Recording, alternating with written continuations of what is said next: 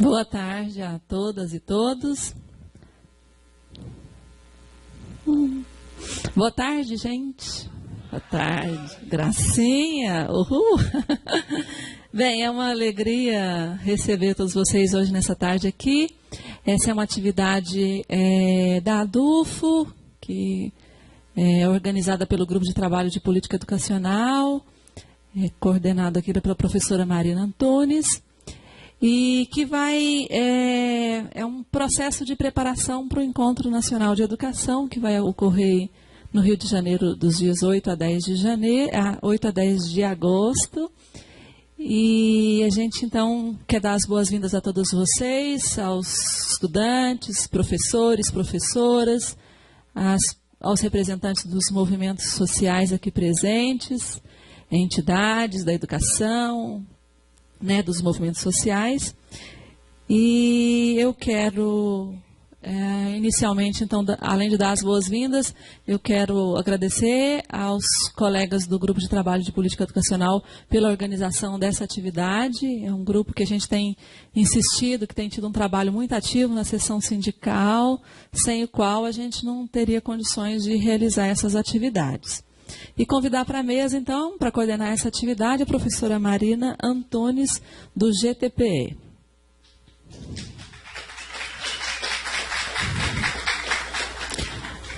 Convidar também para a mesa, e agradecer muito pela presença aqui conosco, o professor Rubens Luiz Rodrigues, que é da Associação dos Professores da Universidade Federal de Juiz de Fora, e também é vice-presidente da Regional Leste do Andes, a quem a gente agradece muito por estar aqui conosco para fazer o debate dessa atividade hoje.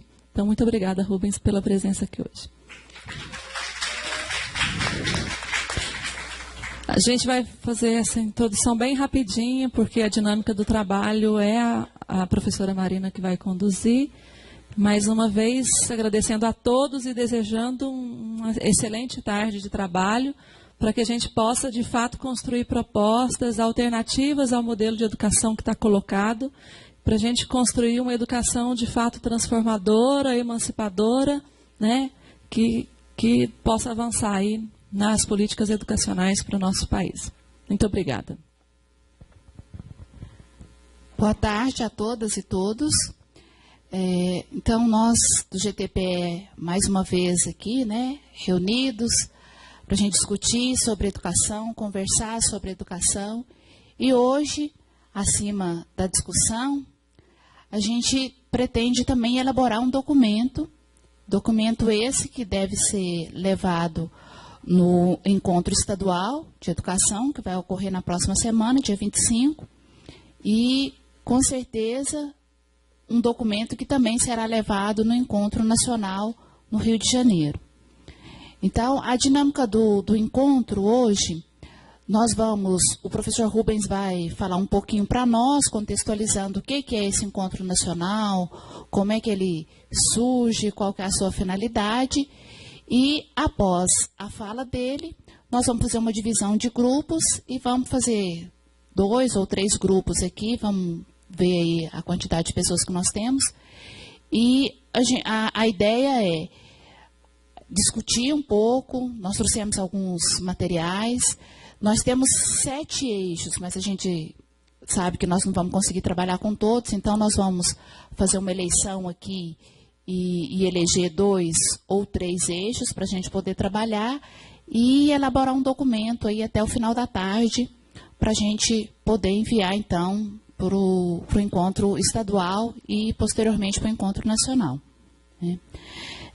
Então, eu vou deixar o professor Rubens falar um pouco, esclarecer para nós, e depois a gente faz essa divisão, a escolha dos eixos e a divisão dos grupos, registrando aqui a presença também de outras entidades, o Sindiúte, o MTL, MST, DCE, além dos docentes da UFO, discentes da UFO e professores e professoras da educação básica.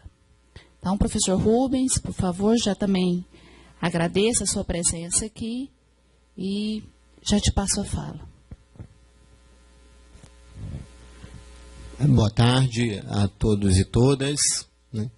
Eu é que agradeço, Marina, a oportunidade de estar conversando aqui essa tarde com professores, professoras, estudantes, representantes de entidades sindicais, de movimentos populares, acerca de um tema tão importante que diz respeito aos rumos da educação brasileira, aos recentes rumos da educação brasileira,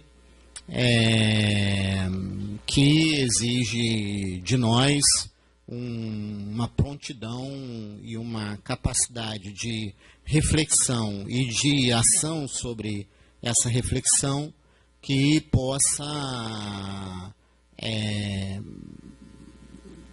promover um processo de resistência à correlação de forças que se coloca hoje no interior da sociedade e da educação brasileira.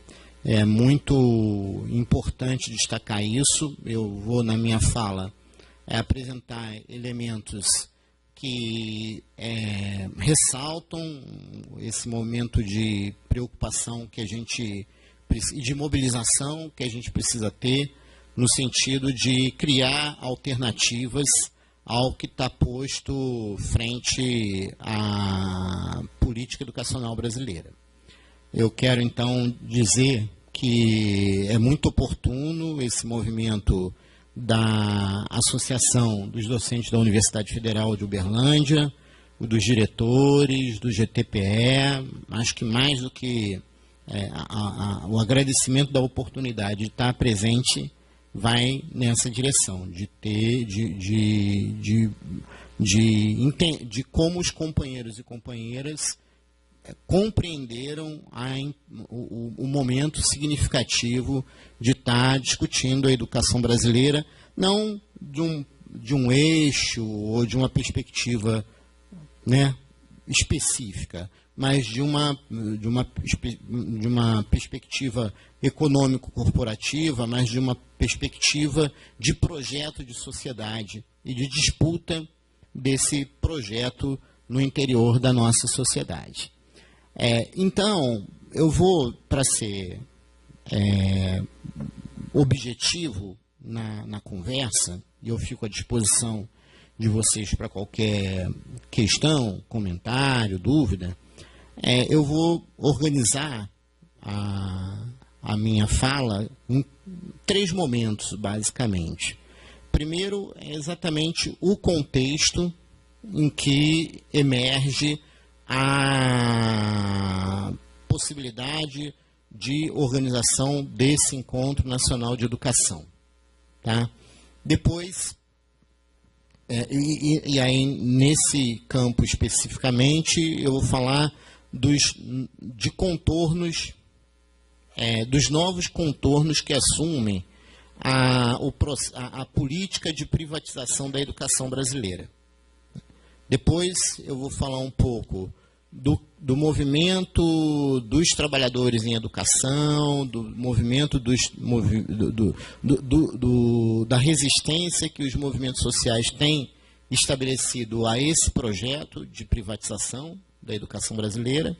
E, por fim, eu vou exatamente destacar o que foi o Encontro Nacional, como é que ele foi deliberado, como é que ele tem sido organizado e passar algumas informações importantes para que a gente possa se mobilizar e aproveitar, né? Porque a gente está tendo esse encontro agora, dia 18, né? Dia 25 tem um encontro em BH e depois, no dia 8, 9 e 10, nós temos o Encontro Nacional. Então, nós temos aí uma boa oportunidade de estar consolidando e discutindo, né, questões da educação que numa outra perspectiva. Bem, então, falando um pouco do contexto, gente, de privatização do ensino, não é novidade, né, na história da educação brasileira o processo de privatização do ensino, né?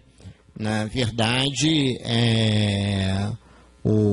na história da educação brasileira, o movimento empresarial, né, no sentido de atuar na educação, foi sempre presente, né, e esteve sempre fazendo as disputas, tanto nos movimentos sociais, quanto nas orientações legais e normativas da política educacional brasileira, né?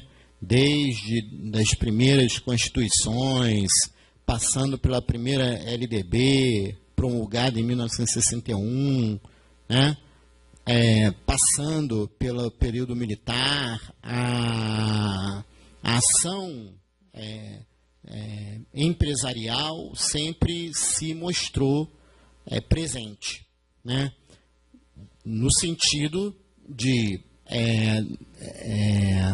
não apenas preservar a educação como mercadoria para as ações empresariais, como também no sentido da formação que era compatível às exigências do setor produtivo brasileiro.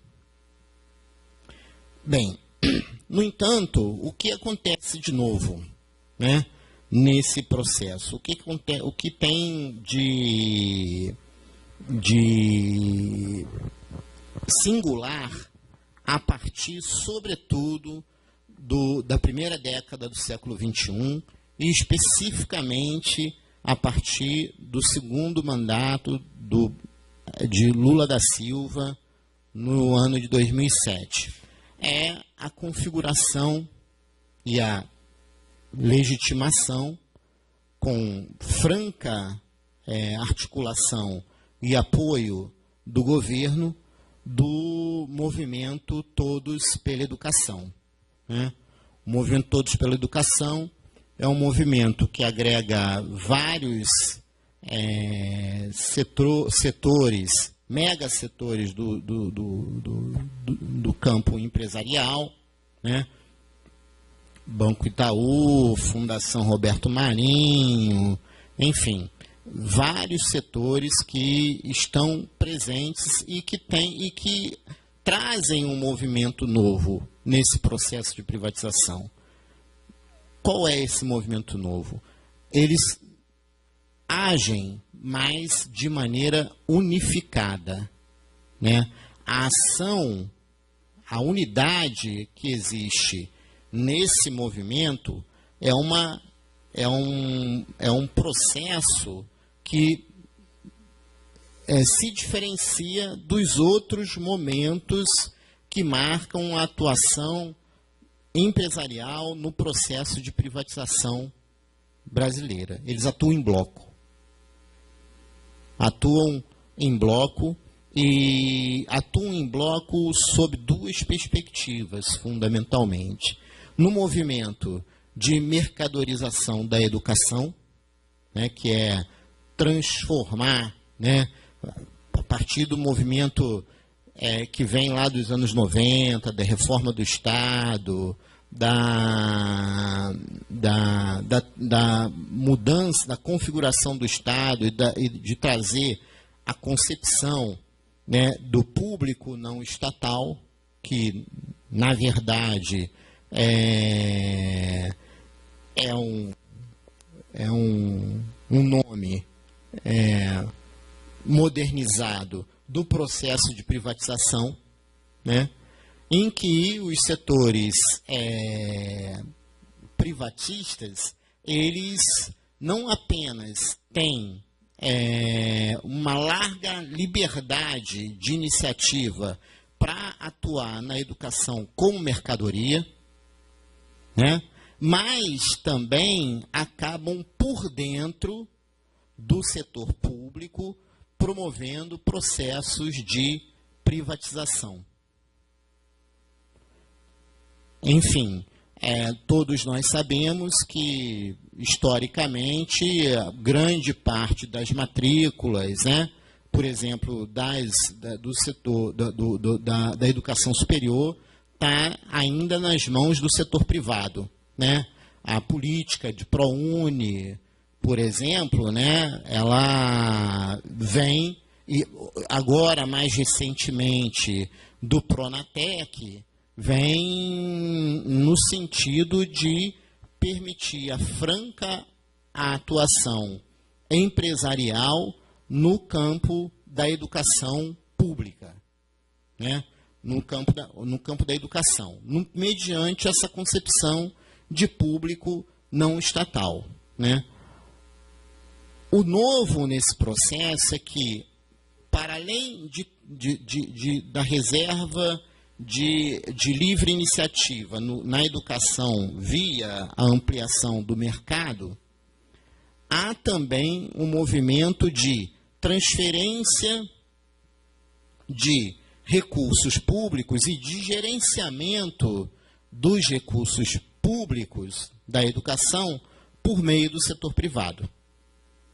Né? Quer dizer, o setor privado por dentro, por meio de contratos de gestão, por meio das parcerias público-privado, vem tanto na educação básica quanto na educação superior, gerenciando os recursos públicos, né, por meio desses contratos. Em todos os campos, a gente pode ver esse movimento. Recentemente, por exemplo, eu atuo mais na educação de adultos, né, e recentemente, numa pesquisa que estava desenvolvendo lá com o meu grupo de pesquisa, nós identificamos um contrato feito entre a Secretaria Estadual de Educação de Minas Gerais e a Fundação Roberto Marinho, em que a Fundação Roberto Marinho elaborava pacotes curriculares, programas de formação na educação de jovens e adultos, no sentido de estar desenvolvendo determinadas áreas, né, de atuação da EJA na escola pública. Concursos, por exemplo, como empreendedorismo, como negócios, micronegócios, né, nesse sentido. Veja bem, na educação pública, quer dizer, a Fundação Roberto Marinho fazia o material e vende esse material, é uma política que se inspirou, mas vendia esse material para a rede pública do Estado, né?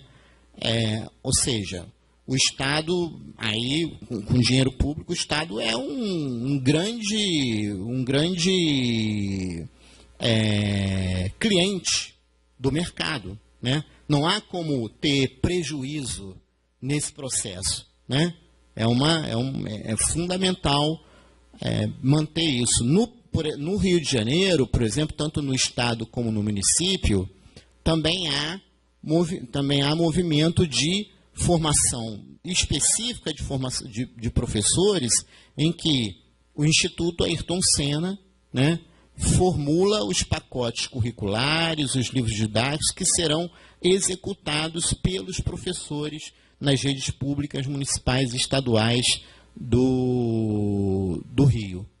Então, é o que eu estou chamando nesse processo de privatização por dentro. Se a gente pegar o financiamento da educação, vou fazer uma imagem aqui com vocês, né, vamos dizer, o PIB. Né, o que é o Produto Interno. Recentemente, inclusive, nós acabamos de sair de uma luta no Plano Nacional de Educação sobre a disputa de um percentual do PIB para a educação, né? E tem lá o PIB, né, que é o montante da riqueza produzida no interior da nação brasileira, né? O PIB, 50% dele, né, ele é pagamento de dívida pública interna e externa. E o restante é fatiado, digamos assim, para desenvolvimento econômico e políticas sociais, como, por exemplo, a educação. Historicamente, né, desde 1996, 95, tem sido investido de PIB na educação pública, na educação brasileira, em torno de 4,5%. Né? Houve uma luta agora no processo de construção do Plano Nacional de Educação, uma luta em que os movimentos sociais defenderam, inclusive, 10% do PIB para a educação pública já, né? E, no final das contas, houve um parcelamento da questão do financiamento, em que até 2022, até 2024, nós teremos aí investidos 10% do PIB para a educação. Ou seja, não entra o termo pública. Ok? Isso significa o quê? Significa o forte lobby dos setores empresariais, capitaneados pelo movimento Todos pela Educação, que pressionou o bloco no poder, que sustenta o atual governo, no sentido de que eliminasse a proposta de investimento de 7% ou 10% para educação pública, justamente para pegar esse percentual que é destinado às políticas sociais e ser gerenciado pelos setores privados. Né? Isso acontece na educação, acontece na saúde, acontece na assistência e promove e inclusive permite que grandes conglomerados de investimento possam atuar mediante a captação desses recursos. Então, portanto, a gente vive, né, esse momento, né, que é um momento que eu considero momento grave, né, da correlação de forças, da disputa de projetos no interior da sociedade brasileira, que é a questão dos embates que a gente tem, sobretudo com a classe empresarial. Já recebi aqui uma indicação, mas também vou deixar imagino que essa parte tenha sido trabalhada de alguma maneira, e vou passar para o outro lado, para o bloco da resistência. Né? Evidentemente que os movimentos sociais, os movimentos populares, as entidades sindicais passaram por um processo de refluxo, né, nessa primeira década, né, com pactos de conciliação de classe que tornaram os movimentos de resistência e movimentos emancipatórios críticos ao que está estabelecido, tornaram esses movimentos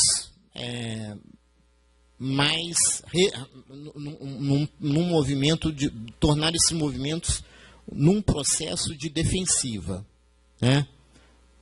No entanto, a partir, vamos dizer assim, de 2010, é possível ver na educação, sobretudo na educação pública, inúmeras greves. As greves aumentaram de um modo geral, sobretudo nesses últimos anos, né, inclusive no setor privado, 2012, 2013, né, 2013 aumentou e provavelmente 2014 nós vamos ter uma elevação no número de greves acontecendo, tanto no setor público como no setor privado.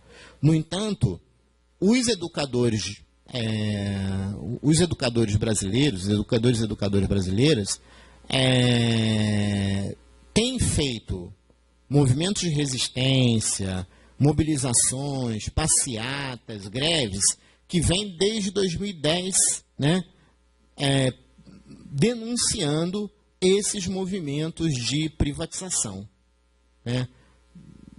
2011, 2012, a gente pode contar em torno de 15 a 20 estados, né, que tinham mobilizações municipais e estaduais na educação básica, né, de greve, por exemplo, né? Na própria educação superior, nós passamos por um movimento significativo nesse processo aqui, é o que está mais próximo de nós, né? 2011 foi um debate intenso que nós promovemos até 2012 ocorrer aquela grande greve da educação que gerou 4 meses e que nós estamos aí denunciando as políticas que o governo tem promovido. Ora, a questão é a seguinte: se há tanta mobilização na educação, né, se os trabalhadores da educação vêm se mobilizando não apenas no sentido de resistir ao processo de privatização, mas no sentido de recuperar uma ideia, recuperar a noção de educação pública, laica, gratuita, de qualidade socialmente referenciada, né? O desafio qual que é? O desafio é de unificar essas lutas. Tal qual os empresários estão se mobilizando em torno de manter uma unidade na ação, os trabalhadores da educação precisam também manter a unidade na ação, né? Esses movimentos todos que têm acontecido no Rio de Janeiro, em Minas Gerais, São Paulo, nos últimos meses também ocorreram greves, né? Nesses 3 estados, por exemplo, né? O desafio é a unificação desse processo, porque a pauta é a mesma. É a mesma tanto na educação básica quanto na educação superior. É a mesma. Essa noção que está estabelecida com uma proposta de carreira que valorize o trabalho docente, com condições de trabalho, pelo fim da precarização, São Paulo, a pauta é a mesma. Não tem diferenciação na pauta. Se nós formos recuperar a pauta de cada um dos municípios, de cada um dos estados, e mesmo na educação superior, pública, federal e pública estadual, nós vamos verificar que a pauta, que a luta é mais investimento, mais financiamento para a educação pública. Então, o desafio que se configurou foi a necessidade dos trabalhadores unificarem suas pautas. No entanto, o elemento novo que a gente está trazendo é o elemento de unificar a pauta não apenas com os trabalhadores da educação, né? Os trabalhadores da educação, eles trabalham para a sociedade, para a formação das crianças, dos jovens e dos adultos, das gerações de trabalhadores brasileiros. Então, é preciso que a ideia é que a unificação se dê não apenas pelas entidades sindicais, pelos movimentos sociais que atuam na área da educação, mas que atinja o movimento popular, que chame o movimento dos trabalhadores sem terra, que chame o movimento dos trabalhadores sem teto, enfim, articulado com o movimento dos estudantes, oposição da UNE, da ANEL, no sentido de congregar uma proposta de educação que vá poder ser unificada e resistir e confrontar-se ao movimento que o empresariado tem feito. Essa é a ideia foi daí que surgiu a ideia do Encontro Nacional de Educação. Na verdade, passando por terceiro momento da fala, na verdade, e concluindo em 5 minutos, as entidades, né, Andes, Sinasef, Fazubra, e outras tantas entidades da educação deliberaram nacionalmente pela organização desse encontro e de mobilizar não apenas as suas categorias, mas mobilizar os estudantes, mobilizar os movimentos populares, no sentido de construir uma pauta capaz de enfrentar esse processo que atinge a todos e que nos preocupa tanto, né? Daí a ideia de realizar esse Encontro Nacional de Educação. Esse encontro, a orientação era que esse encontro fosse precedido, como está sendo hoje, um encontro precedido por encontros preparatórios regionais e estaduais de educação. Já foram realizados encontros em muitos estados brasileiros, do sul ao norte. Que eu me lembro, eu posso citar Rio Grande do Sul, Santa Catarina, Paraná, Ceará, Pernambuco, Piauí, Rio de Janeiro acontece na semana que vem, e Belo Horizonte nós fizemos. A estratégia foi mobilizar, como diz Guimarães Rosa, né? Minas são muitas.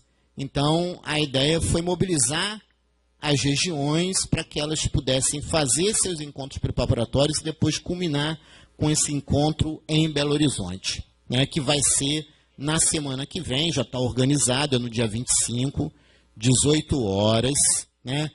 Quem puder estar presente é muito importante. Né? Há uma deliberação das entidades nacionais, especialmente do Andes, que aqueles que quiserem se mobilizar para os encontros estaduais, que as secretarias regionais ajudem na mobilização. A Secretaria Regional Leste está à disposição de Uberlândia, no sentido de levar não apenas professores e estudantes, mas os movimentos populares também para atuar no encontro. Ele já tá organizado. Tem a presença lá do professor Roberto Ler, da UFRJ, a presença de um representante da educação básica, né, representado pelo Sindirrede, o Sindicato dos Professores Municipais de Belo Horizonte, e também representante dos estudantes, da ANEL. Vai ser um bom debate. É claro que tem um esforço aí, né, porque o encontro estadual é semana que vem. O encontro regional, o encontro nacional, é 10 dias depois. Começa dia 8, dia 10. Se vocês me perguntarem que é fundamental participar do encontro nacional, eu diria assim, claro que é. É fundamental. O peso não só da ADUFO, não só da Secretaria Regional Leste, mas o peso dos estudantes, o peso das entidades representativas dos estudantes, o peso das entidades representativas dos movimentos populares é muito significativo nesse encontro nacional.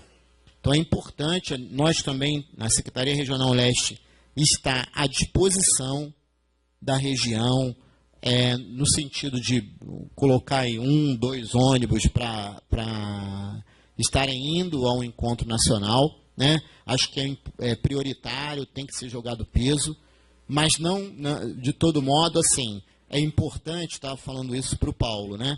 É importante que a gente marque o encontro com o BH. Vou repetir. A gente marque um encontro com o BH. BH precisa saber, Belo Horizonte precisa saber que existe uma mobilização nacional, que várias regiões estão fazendo e que estão convocando, né, os professores, os estudantes, os militantes dos movimentos sociais e populares para estarem atuando no dia 8, 9, 10 lá. Então, aquelas lideranças, não apenas de professores, de estudantes, mas dos movimentos populares que puderem articular seus companheiros de Belo Horizonte para estarem nesse movimento, ainda que não estejam presentes de corpo e alma, possam mobilizar seus companheiros que estão lá e que possam atuar nesse sentido. É isso, o Encontro Nacional tem essa perspectiva. A linha dele é exatamente estar fazendo um levantamento, só para finalizar. Tem os eixos colocados, já existe um site, né? A Secretaria Regional Leste encaminhou para cá não apenas para a ADUFO, não apenas o folder, mas do encontro estadual em BH, mas do encontro nacional também. Lá tem o site, e o blog, todos podem se inscrever, tá? Existe um pagamento para inscrição, é um valor de R$30, tá? Movimentos populares pagam R$5 desse processo, ok? Movimentos populares têm R$5, pagam um valor de R$5, um valor simbólico. É para os movimentos populares, tá, gente? Sobretudo para os movimentos populares esse abatimento. Mas, então, os eixos do encontro são privatização e mercantilização da educação, financiamento da educação, precarização das atividades dos trabalhadores da educação, avaliação meritocrática, democratização, acesso e permanência e passe livre e transporte público, né? A ideia, esses são os eixos. Evidentemente, a ideia é fazer um diagnóstico, sobretudo daqueles eixos do item 4 para cima, é para fazer um diagnóstico de quantos anos anda isso, porque esses eixos são os eixos do que eu estou falando aqui, que é o ataque privatista à educação, né? O que o ataque privatista à educação proporcionou? Né? Proporcionou a mercantilização, proporcionou a privatização do financiamento público, proporcionou a precarização dos trabalhadores da educação. Então, nós precisamos fazer um diagnóstico desse processo, o que a gente puder trazer para cá, aqui agora, nos grupos, sobre esse processo é importante, né? E também propostas. As propostas, vamos dizer, que estão para do 5, 6 e 7, né? Democratização da educação, que aí envolve um monte de coisa, acesso e permanência, passe livre e transporte público. Esses dois últimos itens são propostas dos estudantes, importante de destacar isso, né? A ideia no encontro, então, a inscrição está disponível no site, o transporte, vocês podem contar com a Secretaria Regional Leste. Acho que é importante a articulação com as outras entidades, movimentos populares, para a gente fazer esse movimento. E, por fim, dizer um pouco, esse processo gerou, para vocês terem uma ideia, reuniões de 1 ano e meio, há 1 ano e meio que nós temos nos reunido antes, FASUBRA, SINASEF, a Associação Brasileira de Pesquisa em Serviço Social, o Conselho Federal de Serviço Social, alguns representantes dos movimentos populares têm se reunido com o objetivo de levar isso adiante. E a ideia é tornar isso um grande encontro. A expectativa é que a gente tenha aí na ordem de 2.000 a 3.000 pessoas presentes no encontro. O encontro está muito bem organizado.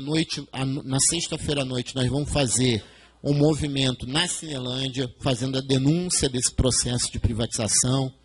No sábado é o dia dos debates, né? Sábado pela manhã tem uma grande mesa que está sendo aí colocada com presença de educadores importantes. O próprio Roberto Ler vai estar na abertura, o Atílio Boron, né, da Claxo, grande educador da América Latina. Enfim, teremos esse momento, né, de debate central e depois nós partiremos para a discussão nos eixos e no âmbito do que os estados formularam, né?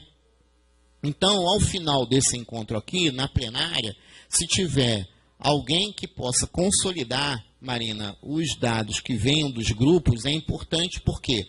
Porque vocês podem remeter esse processo para a Secretaria Regional Leste e fica uma contribuição desse encontro regional para o encontro estadual, e o compromisso nosso é incorporar as propostas vindas daqui para a gente encaminhar no encontro nacional relativo às formulações do Estado de Minas Gerais. Tá bom? É isso. Desculpa me alongar um pouco, é uma reflexão importante, são muitas informações, espero ter dado conta delas. Se não dei, vou continuar com vocês para esclarecer qualquer dúvida aí. Muito obrigado novamente pela compreensão de todos e espero vê-los todos 8, 9, 10 no Rio de Janeiro. Ok? Um abraço.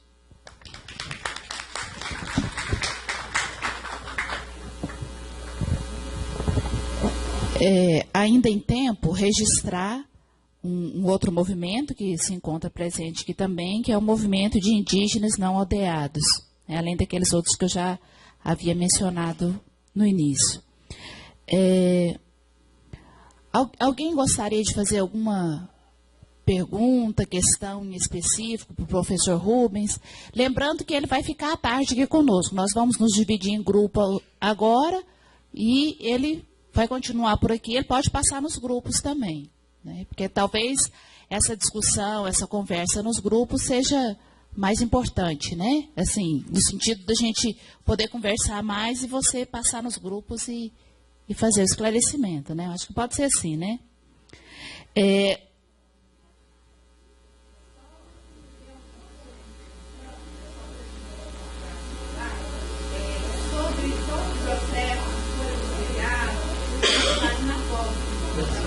Isso, eu ia falar aqui agora. Então,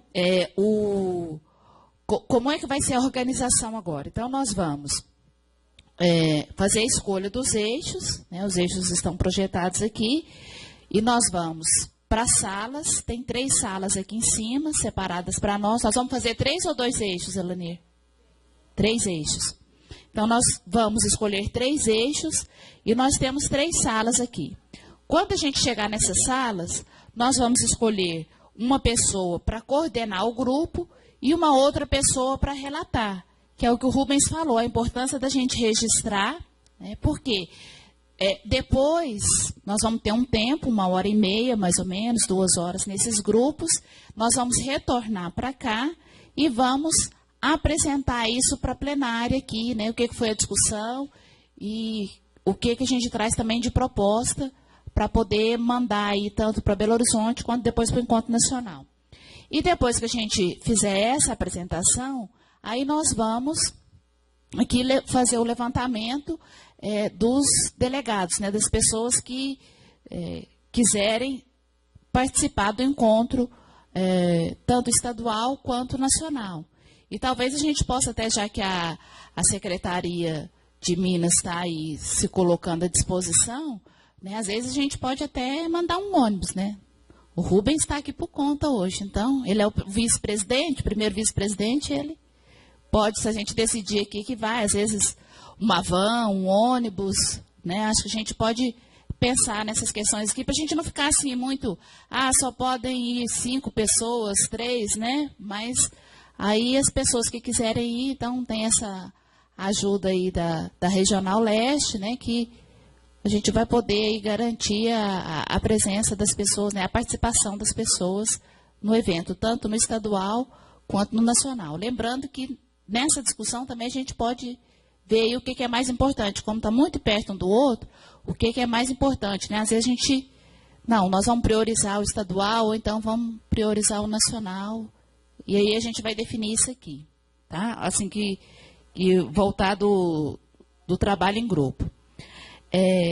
Avisar também que nós pegamos ali o e-mail e o nome completo das pessoas e nós vamos emitir um certificado desse encontro aqui hoje, que para algumas pessoas é importante isso também, né? Então, o processo de escolha, gente, a gente gostaria de fazer, assim, por interesse mesmo, né? Então, tem os 7 eixos aqui, o Rubens já falou para nós um pouco o que isso tem significado historicamente para a educação, e nós vamos fazer por votação mesmo, eu acho, né? A gente vê aí quais os eixos e os 3 eixos que a gente achar mais necessário, mais importante, porque a gente não vai dar conta dos 7, mas pelo menos esses 3 a gente tentar fazer essa discussão. Nós do GTPE também trouxemos um material de subsídio, assim, que, né, vai ajudar os grupos numa discussão, numa elaboração de dados. Então, podemos fazer, todo mundo está esclarecido de como que vai ser o processo? Tranquilo? Podemos, então, escolher os eixos?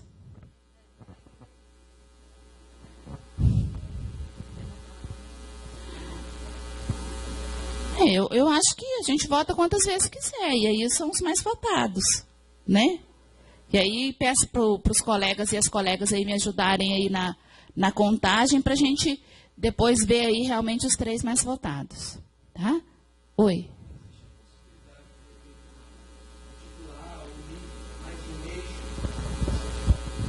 Você tem alguma proposta ali que a gente possa fazer?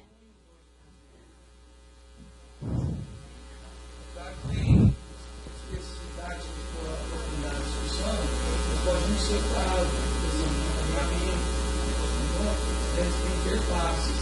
E às vezes, assim, nos encaminhamentos, se ficar em grupos diferentes, pode aparecer encaminhamentos semelhantes. Então, para evitar o referente junto dos documentos, pelo menos. Então, o Tiago está propondo a gente unir o eixo 1 e o eixo 2. Então, seria 6 eixos, né? Alguém tem mais alguma proposta de junção? O 5 e o 6. Também a gente pode juntar. Ficamos aí com 5 eixos. Mais alguma? Podem ser esses 5? Tá. Então, nós vamos ficar com o eixo 1. Na verdade, vai ser o eixo 1 e o 2. Né? O eixo 3 vai ser o 2, o eixo 4 vai ser o 3. Oi.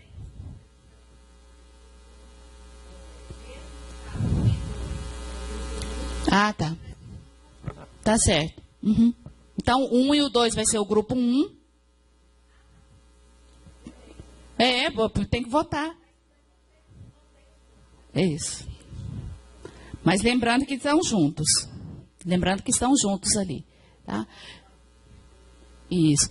Então, quem acha importante, necessário, a gente trabalhar com os eixos 1 e 2.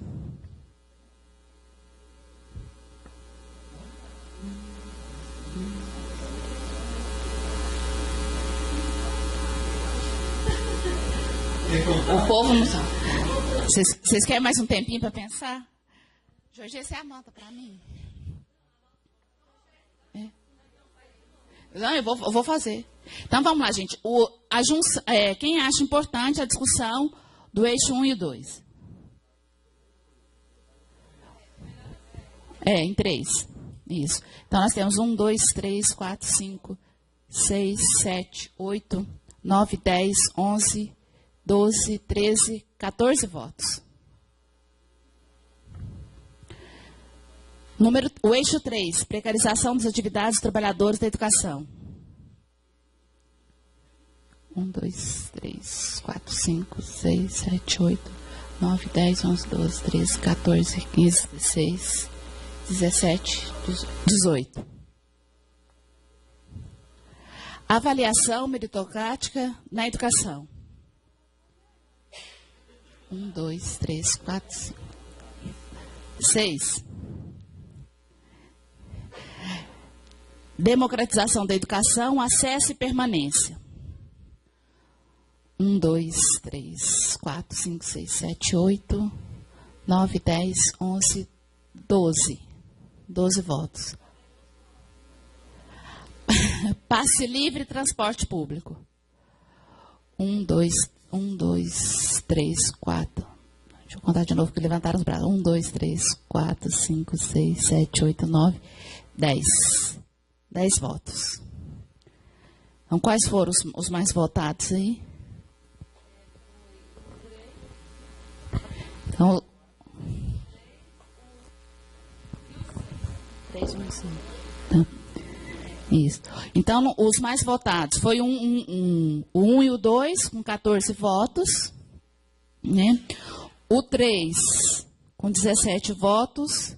E o 5, com 12 votos. 5 e 6. Isso. E aí, nós vamos nos dividir nos grupos da seguinte forma. Eu vou numerar vocês 1, 2, 3. Então, quem está com... vai ser o eixo 1 e o 2. Quem está com o número 2 vai ser o eixo 3. E quem está com o número 3 vai ser o eixo 5 e 6. Certo? Então, vou começar aqui do Paulo. E o Paulo vai ser o número 1, Tiago 2, 3, 1. Não tem problema. Maria 2, 3, tá do seu lado aí, 1, 2, André 3, 1, 2, Valdir 3, 1, tá, 1, Maria Alice 2, Leopoldo 3, você 1, 2, 3, 1, 2, 3, 1, 2, 3, 1, 2, atrás ali, 3, 1, 2, você, 3, 1, 2 lá atrás, 3, 1, 2, 3. Tem alguém atrás dela? Não, né? Aldeci 1, Olenir 2. E eu 3. A Olenir vai coordenar o grupo 1. Aldeci?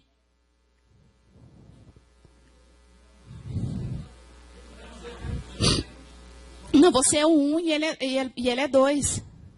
Você é 1, ele é 2 e eu sou 3. Então, oi.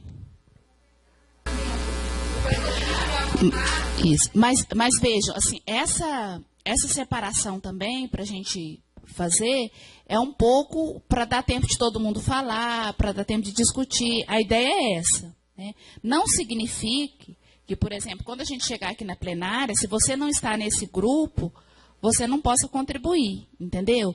E não significa também que nós quisemos fazer essa divisão aqui para um grupo não ficar maior do que o outro.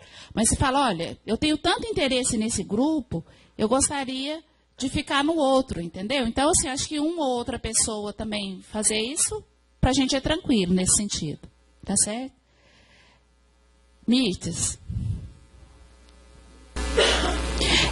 Eu penso que sim, no seguinte sentido, Mirtes. Porque se a gente ficar aqui, que vai dar mais ou menos 12 pessoas, 15 pessoas em cada grupo, vai dar tempo de pelo menos todo mundo falar alguma coisa, se posicionar. Tem alguns textos ali, a gente tem texto para poder ler, quer dizer, estou com dúvida nesse item aqui, será que tem alguma coisa? Será que tem, né, algum autor que traz uma contribuição, que a gente pode falar, olha, da onde que eu estou tirando esse dado? Não é da minha cabeça, o fulano fala que esse dado é assim, assim, entendeu? Então, é nesse sentido da gente poder contribuir mais também com a discussão, entendeu? Então, essa divisão é só nesse sentido. A gente, por nós também, a gente ficaria esse grupo aqui, é um grupo até de um tamanho bom, mas é porque a gente quer realmente contribuir nesse sentido, do aprofundamento. Pode ser? Te convenci, Mirtes?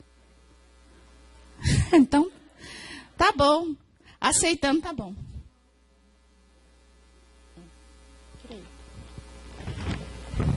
Então, nós vamos fazer o seguinte. O grupo 1 vai acompanhar a professora Olenir. Tá vendo a professora Olenir? Todo mundo conhece lá? A professora Olenir vai ficar na sala 300, aqui no 5OA. Tá? Então, a hora que a gente numerou aqui, é o grupo 1, que vai discutir privatização e mercantilização da educação, das creches, a pós-graduação e o financiamento da educação, já pode acompanhar a professora Olenir ali. Todo mundo que é número 1 pode levantar e acompanhar ela.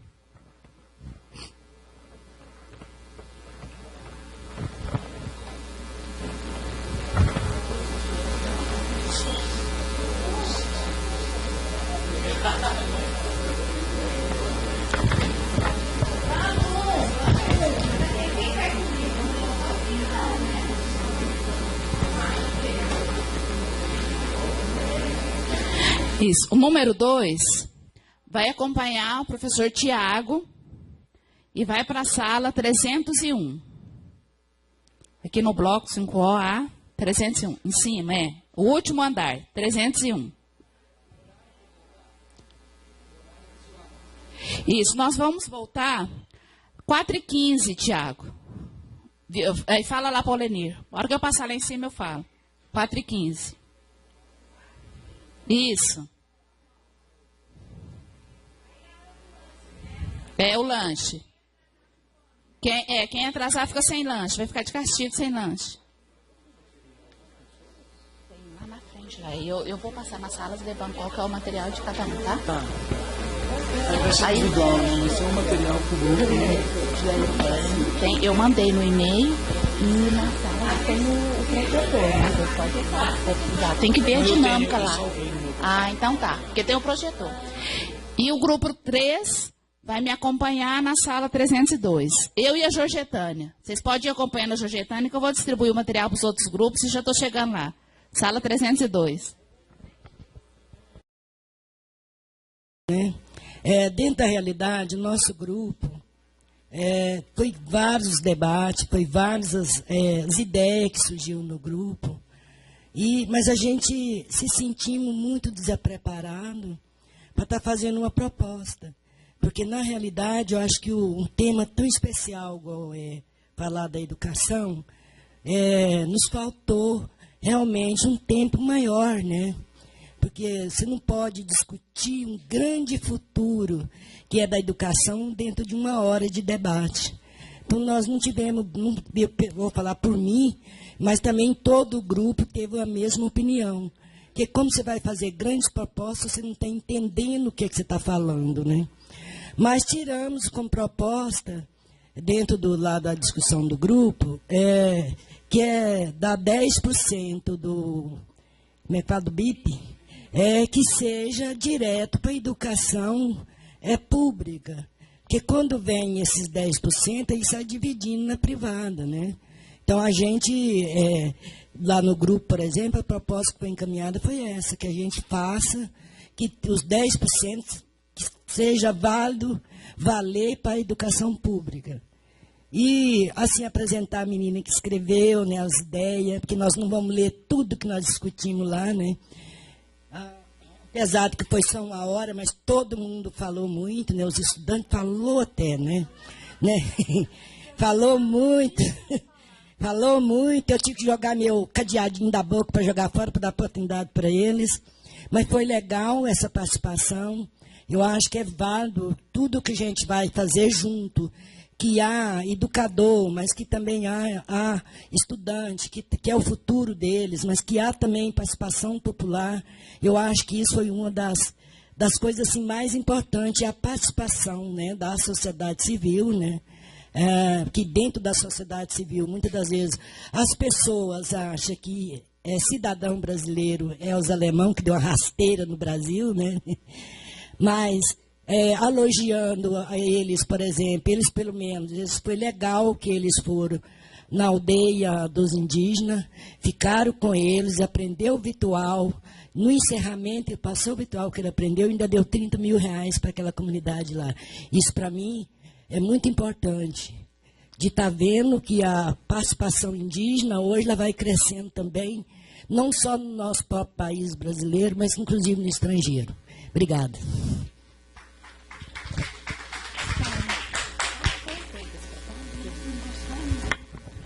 Então, me entrega o escrito.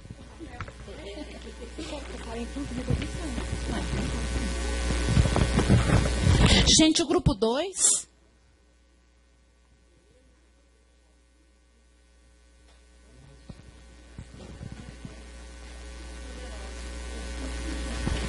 Tiago.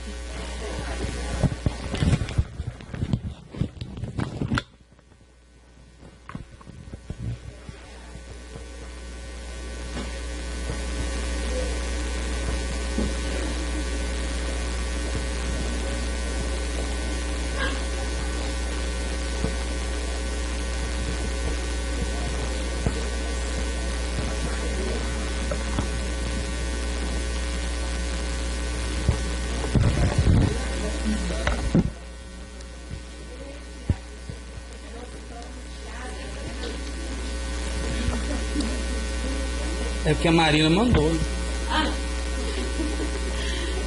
Se eu tivesse esse poder, você tem que salvar o nome lá. Vem, não existe.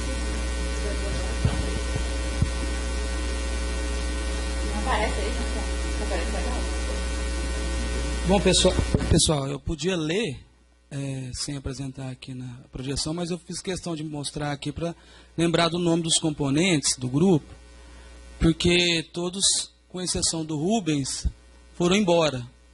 E aí, pelo menos em memória, eu vou colocar o nome de todo mundo. Sobrou só eu. Então foi a professora Eleusa, faz mestrado em Geografia aqui na UFA, a professora Kênia, da ESEBA, a Flávia, estudante de Pedagogia. A Flávia está aí? Pois é, todos mesmo. Professora Aldeci, da FACED, professor Tiago e professor Rubens. Bom, nós fizemos uma discussão muito interessante, assim, optamos por trabalhar a discussão sobre precarização das atividades, do trabalho, dos trabalhadores da educação, no primeiro momento, a partir de um diagnóstico do que cada um do grupo tinha de conhecimento sobre isso, ou de experiência no seu próprio trabalho, ou nas suas pesquisas. A partir disso, aprofundamos razoavelmente a discussão e propusemos esses itens aqui para estar constando do relatório do seminário, né? Então, a ideia é ler o que o grupo conseguiu consolidar para ver se esses itens possam aparecer no relatório final. O primeiro item foi uma discussão sobre a questão da valorização dos trabalhadores da educação como mote para um projeto de educação brasileira. E nessa discussão, estamos concebendo, dentro do gênero valorização dos trabalhadores, as questões de condições de financiamento, de trabalho, carreira e etc. Né? Um outro item que a gente acha importante destacar, defender um piso nacional que responda a essa perspectiva de valorização do trabalhador da educação e que a União assuma o cumprimento do piso. Lutar pelo reconhecimento dos trabalhadores que atuam na educação e que, no plano da carreira, estão fora do magistério. Aí os professores deram exemplos, né? Os educadores infantis, agentes sociais, teve uma professora que deu exemplo dos tutores presenciais e da educação à distância. Ambos, segundo a discussão do grupo, são categorias de trabalhadores que estão fora do magistério, mas que exercem o trabalho da educação, propriamente dito. Então, a ideia do reconhecimento. Nesse sentido, lutar contra a lógica do menor custo que sustenta a existência de categorias para dar suporte à educação, mas que, na verdade, atuam como professores. Um outro item, enfrentar as condições de precarização dos trabalhadores atuantes nos projetos governamentais existentes nas escolas públicas. O exemplo que a proponente trouxe foi o Mais Educação. Então, ela colocou que nesses projetos, como Mais Educação, existem uma diversidade de trabalhadores, além dos professores responsáveis, que enfrentam condições de precarização de trabalho. Então, ficar atento a esses projetos. E lutar pela valorização dos trabalhadores na sua diversidade social, reconhecida no campo e na cidade, os indígenas, quilombolas e demais grupos sociais. Então, esse foi os encaminhamentos do grupo 2.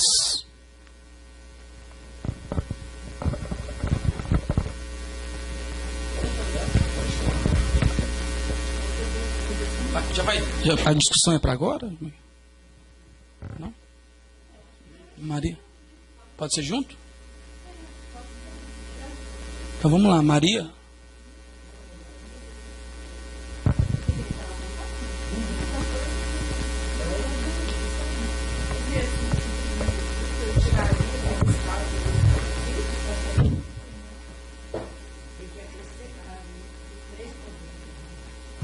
Rubens, me ajuda aí.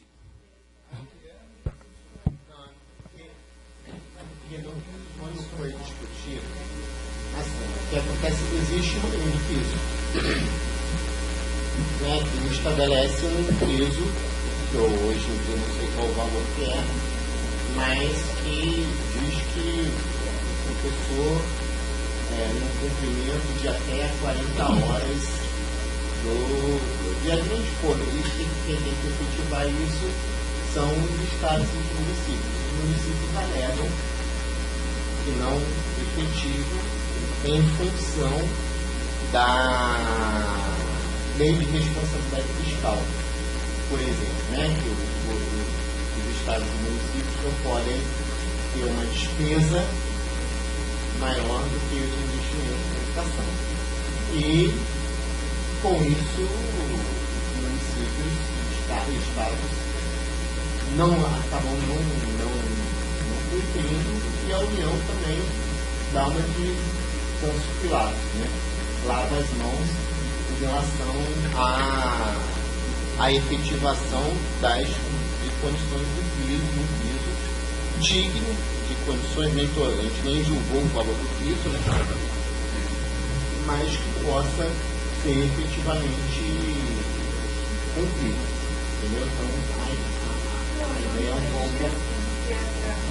A União regular o recebimento, porque a União assumir o pagamento dos outros. Da forma como está aí.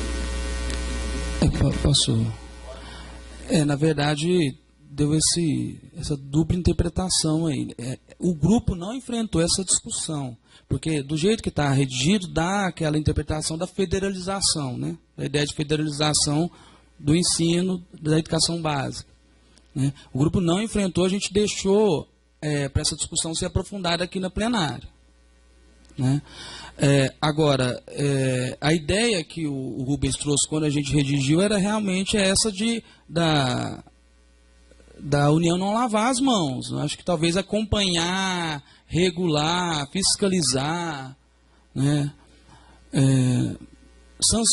Criar sanções ou algo assim nesse aspecto.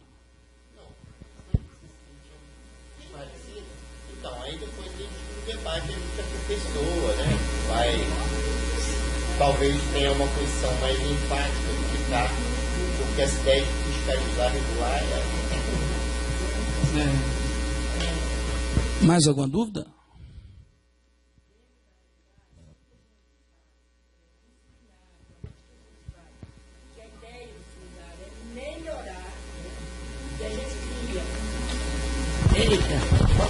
Vou ficar mesmo, de costa virada.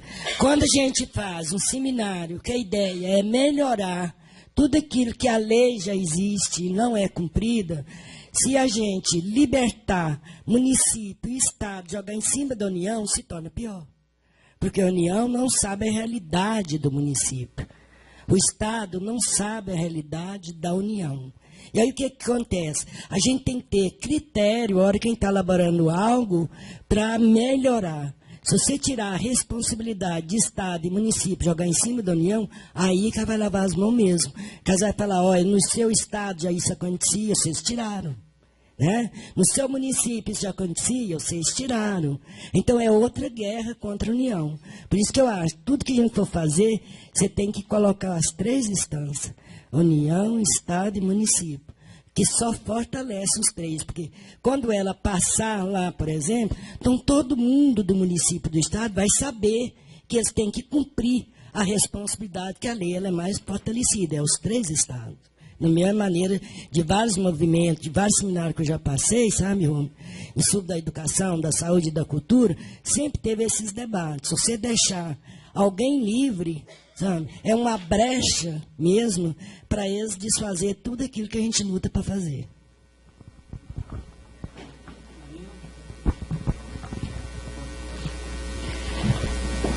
Eu vou apresentar o relato aqui do grupo 3, que era o Caetano, mas ele me passou a bola. E eu matei no peito, chutei pro gol, acertei igual os alemães, né, Poti? Aprendi com eles. No nosso grupo também a gente fez, até as meninas lá que estavam lá, as alunas da pedagogia, chamaram de roda de conversa, e eu achei legal assim, a denominação que elas deram, porque realmente era uma roda de conversa, né? E nós fomos discutir o tema democratização da educação, acesso e permanência, e resolvemos chamar o eixo disso, né? Democratização da educação, 2 pontos, acesso e permanência. Então, nós fizemos uma roda de conversa, onde inicialmente nós fizemos aí um diagnóstico, conversamos um pouco o que a gente entendia desses termos, né, de democratização, acesso e permanência, o que isso significa para a gente, o que a gente tem vivenciado nesses termos nos diversos espaços que aquele grupo ali atuava. Então, o diagnóstico que esse grupo apresentou é um diagnóstico que aponta realmente para uma mercantilização da educação, né, resultado aí de um processo de sucateamento da educação, principalmente a partir dos anos 80, aqui no nosso país. No entanto, o grupo reconhece que houve uma expansão no sentido do acesso. O acesso ele foi melhorado, ampliado, né, de certa forma, na educação pública, principalmente no ensino fundamental. Então, ainda existe aí um gargalo, tanto na educação infantil, no ensino médio, quanto na educação superior, né? No entanto, essa expansão ela não foi acompanhada de políticas públicas que garantissem tanto a qualidade quanto a permanência desses alunos no sistema educacional, né? Então, nesse sentido, a nossa defesa é pela educação pública como um todo, né? Uma valorização ali desde da educação básica até a educação superior, né? Então, a gente reconhece que o sistema de cotas, por exemplo, foi um avanço, né, principalmente para as classes mais pobres, porque possibilitou o acesso dos pobres tanto à educação básica, né, quanto à educação superior, mas, por outro lado, isso exige aí uma política de permanência que garanta uma qualidade da educação, o que não houve, né? Então, para nós, o financiamento da educação, ele deve se dar nesse sentido de garantir as condições de permanência e conclusão com qualidade da educação em todos os níveis e modalidades. De diagnóstico também, nós apontamos as condições precárias, né, da educação pública, desde a creche até a universidade. E fizemos algumas proposições, né? O tempo também a gente, lógico, é sempre pouco, né? É aquilo que dá para a gente fazer, mas nós indicamos que a educação ela precisa contemplar a pluralidade e a diversidade da nossa sociedade, reconhecendo a desigualdade, mas respeitando a diversidade. Como proposição também, nós colocamos que, como o PNE privilegiou a educação privada, a reversão disso se dará por um movimento de massa, de denúncia e pressão. Unir a luta pela educação como um todo, verba pública para a educação pública. Como proposição também, nós conversamos um pouco sobre o PNE da sociedade brasileira e nós identificamos ali que no item da democratização, aquele documento ainda está atual e a gente precisa referendar a discussão que ele traz sobre esse processo de democratização.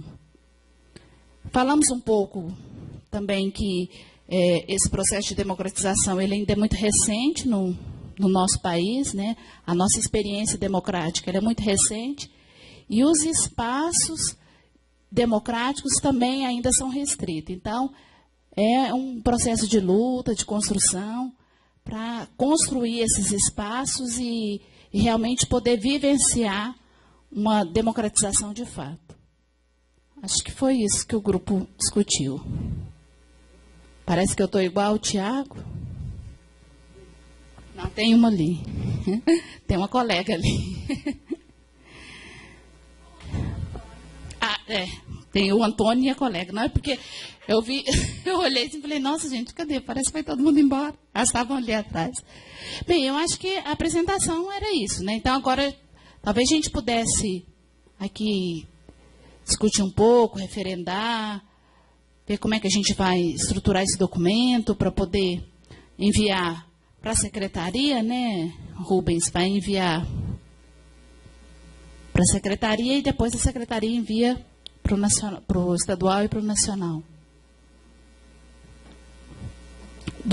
Dessas 3 apresentações, tem alguma coisa que a gente ainda precisa discutir, ampliar?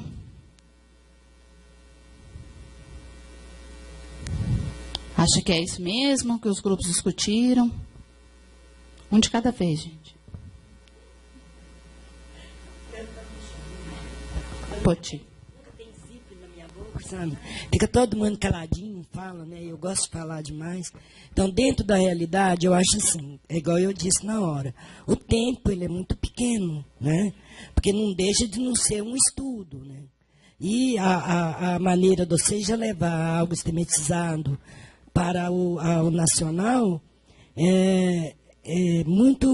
as propostas são legais, inclusive do grupo que falou da comunidade indígena, que falou dos quilombolas, mas eu acho que eu acrescentaria ali, por exemplo, igual assim, por exemplo, nós sabemos que dentro da universidade tem a extensão, né? Que é o assunto aonde que engloba a diversidade, né, cultural, né? Eu acho que deveria de acrescentar isso também, de estar envolvendo a extensão das universidades, envolvendo mais a participação popular, né, como educador, né? Por exemplo, eu não tenho formação acadêmica, mas eu dou palestra, eu trabalho com alunos, né? Isso também teria que estar sendo valorizado no grupo de educadores, né?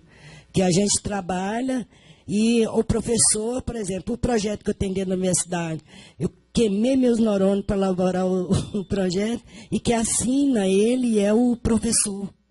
E aí eu não acho justo, porque às vezes ele nem sabe o que eu estou assinando, né? E isso é ruim.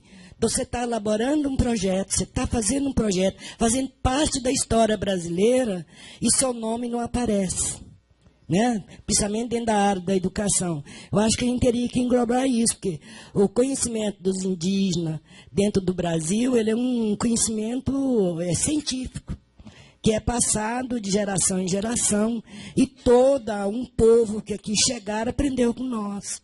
Não aprendemos a escrever as letrinhas, igual diz, né, o beabá, né? Mas a gente implantamos muito, um grande conhecimento dentro da educação, inclusive levando as palestras, ajudando a elaborar políticas públicas, fazendo parte da política partidária, onde que a gente demos várias sugestões para isso. E aí também a gente queria ter esse lado reconhecido dentro das pesquisas dentro da universidade, né, que é onde que a gente faz parte. E não somos conhecidos. Eu gostaria que englobasse isso, inclusive, naquele lugar lá que está falando de indígena, quilombola, que quando fala de quilombola, todo mundo imagina que é formado pela comunidade negra, e não é. O quilombo foi formado pelos povos indígenas junto com os negros, né? E isso não está escrito em lugar nenhum. E, na verdade, é isso que a gente está tentando implantar dentro da educação, que muda, sabe, professor, a forma de educar, que não é só acadêmico, né? Você tem que ter, principalmente professor de história, de geografia, que ele tem também esse ensino básico, né, na educação.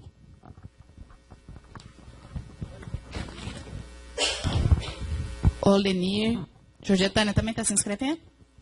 O Lenir, Georgetânia e a Élida.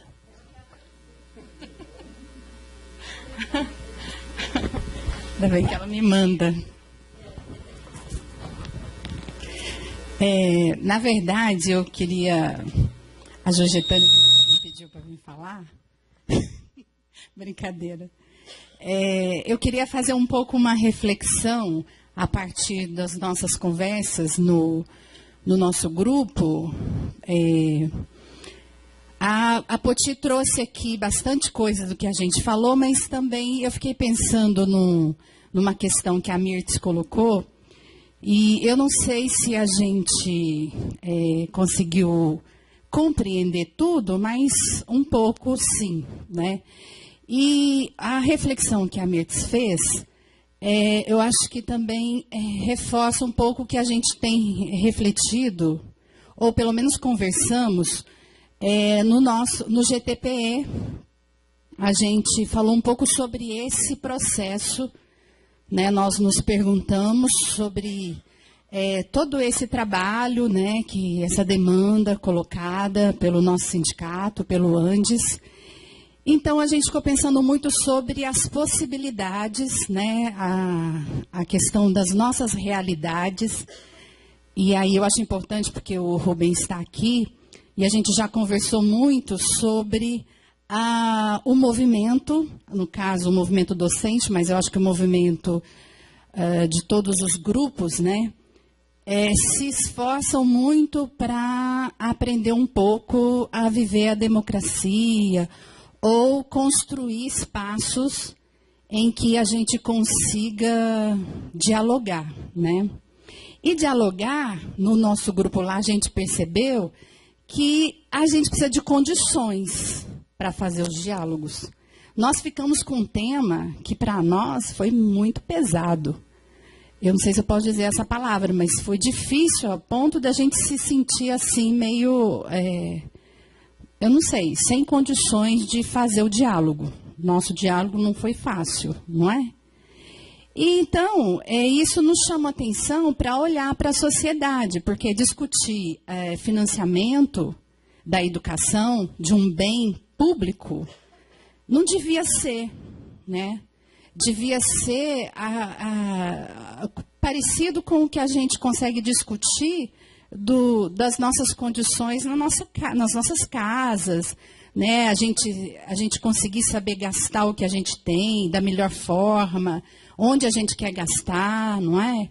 A gente devia ter essa facilidade ao discutir educação. E nós não percebemos isso lá no nosso grupo. A gente chegou a pensar, nossa, a gente não tem como andar muito, não. Por que eu estou falando tudo isso? Porque muitas vezes a gente ainda está fazendo muita coisa que a gente não tem muito sentido de fazer. E eu acho que é um desafio para o Andes, porque o Andes é um sindicato forte, é um sindicato que tem respeito, mas eu acho que precisa avançar muito no campo da democracia. Porque, por exemplo, esse encontro, né, nós também tivemos que fazer um evento assim, sem saber muita coisa, sem muitas informações. Hoje a gente sentiu falta de algumas diretrizes para nos ajudar. E olha, eu vou dizer uma coisa, nós vivemos aqui, de colegas daqui, a dificuldade, de certa forma, vou botar aspas, mas o impedimento de participar da CONAI. Porque o Andes se posicionou para não participar. Nós participamos a si mesmo. Mas, claro, não representando o nosso sindicato. Eu e a Marina estávamos representando o sindicato e fomos convidadas a sair porque o nosso sindicato não concordava. Tudo bem. Nós não estávamos mais representando, mas participamos a si mesmo. E o que acontece? A gente conseguiu, eu acho que a Marina também, experimentar a contradição de tal maneira, porque nós nos encontramos com professores de escolas, da realidade aqui, da vizinhança toda, que a gente falava, meu Deus, como a gente precisa se encontrar, sabe?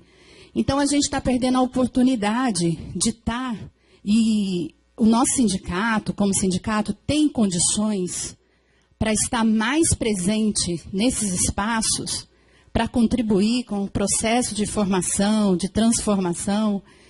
Então, eu acho que foi um equívoco do Andes ficar fora, mesmo que seja lá dentro fazendo protesto, é uma posição minha. E eu acho que agora esse movimento aqui, desse trabalho que é tão importante, que precisaria tanto de uma organização, ser mais democrático, mais coletivo, como que a gente consegue fazer com que mais pessoas possam participar. E eu acho que, por exemplo, o que vai ser feito em Belo Horizonte, que espaço que a gente vai ter de diálogo lá, se a gente tem um horário, tem uma mesa, como é que vai ser? Como é que a gente vai escutar?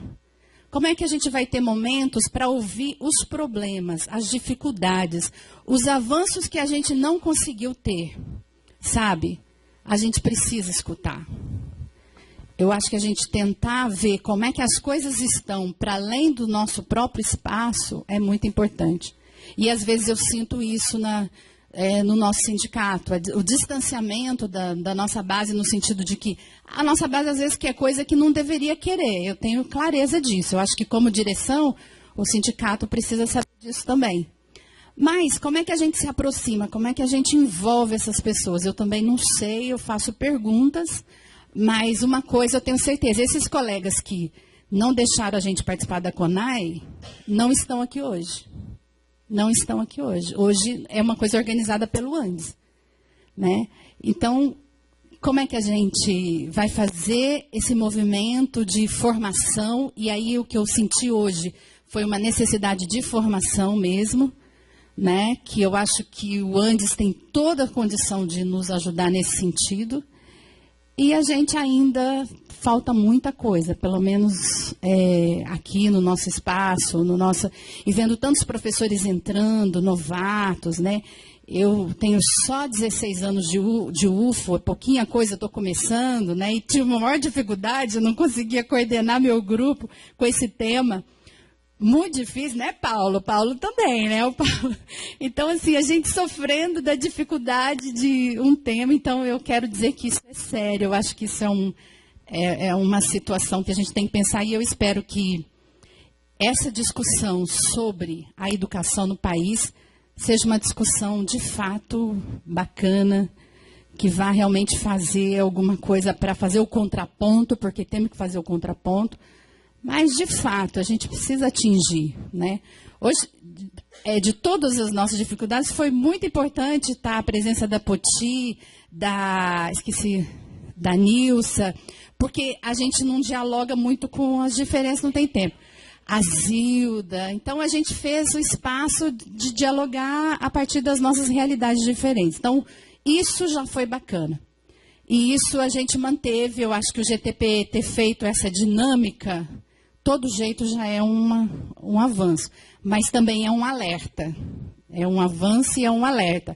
Se a gente não cuidar disso, nós vamos nos acabando em nós mesmos, porque a gente precisa... Foi um pouco disso o silêncio que a Poti reclamou dos alunos da graduação, porque discutir financiamento não é um tema... ela está falando, não estava entendendo nada... E era a relatora, né? Então, isso é sintomático, a gente precisa falar disso, por que está acontecendo isso. Então, eu acho que a gente, enfim, pode, uma parte.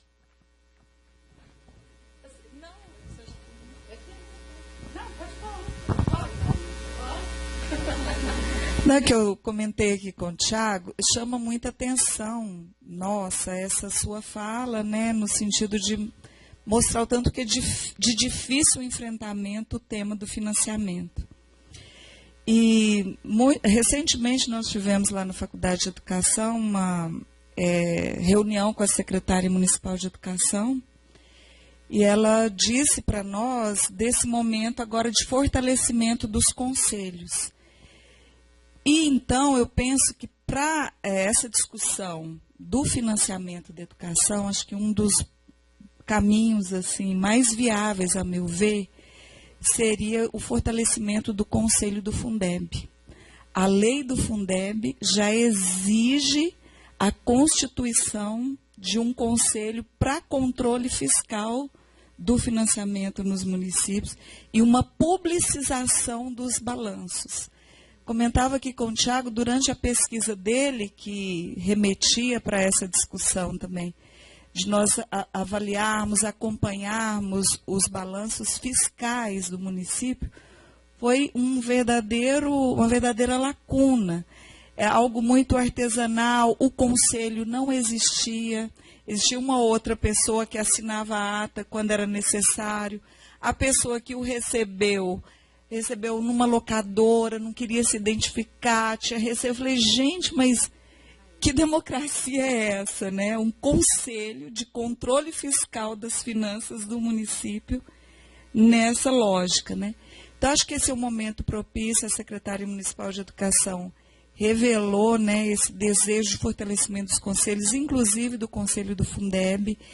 E também não dá para a gente avançar muito nessa discussão do piso, que está vinculado também à valorização dos trabalhadores da educação, sem também estar correlacionando essa questão do Fundeb, porque é muito fácil para os secretários estaduais e municipais de educação derrubar, digamos assim, a constitucionalidade da lei do piso, porque fala que ela por si é inconstitucional, porque fere a autonomia dos estados e dos municípios, né? Então, a meu ver, eu acho que o Tiago quer complementar alguma coisa, mas eu acho que, a meu ver, esse fortalecimento do Conselho do Fundeb, que é em todas as instâncias, em nível municipal, em nível estadual e em nível federal, eu acho que é uma boa alternativa para a gente enfrentar e entender essa discussão do financiamento. É só complementando, já que a Olani tocou na questão da democratização, o fortalecimento do Conselho parte da representatividade, uma representatividade de forma democrática. Uma coisa que eu observei é que a composição desses conselhos na época da minha pesquisa muitas vezes tinha uma representatividade viciada, né, ou fictícia. No caso representava mesmo os interesses da própria gestão. Então, assim, a questão da democratização passa pela democratização das representatividades desses conselhos, que são feitos para fiscalizar o uso do dinheiro público. No caso do financiamento do Fundeb, né, que a Maria Vera colocou. Acho que seria interessante destacar isso nas propostas, né? São os espaços que a gente tem como ocupar, porque senão democracia, né, nossa, você colocou que é importante, para não sair do campo metafísico, a gente tem que lembrar do elemento motor da democracia, que é a luta pelo poder, né? Então, o poder a gente ocupa o espaço. Tem que lutar para ocupar os espaços, né? Porque ninguém vai dar, né? Sociedade não dá de graça, né? Então, esse espaço que existe, a gente deveria ocupar. E a iniciativa da secretária atual está caminhando nesse sentido.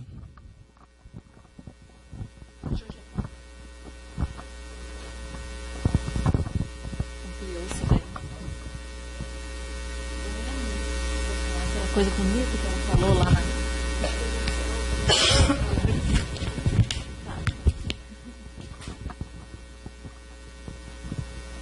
Bem, acho que a nossa reflexão muito importante. Primeiro eu queria ressaltar um aspecto do nosso encontro.